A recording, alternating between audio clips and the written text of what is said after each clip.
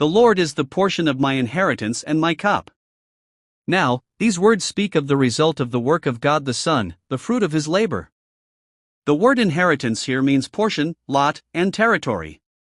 It symbolizes the fruit that God the Son will obtain through his shedding of his blood on the cross, namely, the people of God who will belong to God the Son. Here, the cup symbolizes the blessings that the Son of God will enjoy. It symbolizes the thanksgiving, praise, and exaltation that God's people, who have been saved by faith in the merits of his blood, offer to the Son of God. Furthermore, the word income here means portion, distribution, and distributor, and can be translated as distributor. In other words, this verse says that God the Father is the dispenser of my inheritance and my cup. In other words, God the Father entrusts many people to God the Son through the fruit of God the Son's work, or rather, God the Son is the one who receives praise, exaltation, and glory from these people. Is that why? As Jesus carried out his ministry, we see him repeatedly saying, "He whom God has given me, and what God has given me." In other words, God entrusted the people he had chosen from eternity to Jesus, and all their praise, worship, and exaltation were also given by God.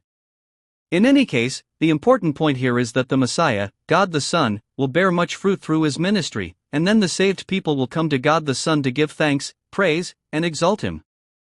However, all of this is God's sovereign will, leading, working, and carrying out according to his will. You keep my portion. Here, portion means casting lots, share, or dividend. He is receiving the my inheritance mentioned earlier, that is, the people of God who belong to God the Son.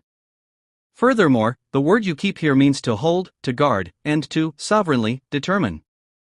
In other words, God the Father is the sovereign elector who sovereignly determines and selects God's people, who belong to God the Son through faith in the merits of his blood. In other words, God the Father selects and chooses from among the many people of the world, as if by drawing lots, to become his people. In other words, our salvation is entirely God's sovereign election. He chose his people from eternity past, and when the time came, he sent the Holy Spirit to save them by making them aware of and believing in the merits of his only Son's blood. If you want to know more, please subscribe.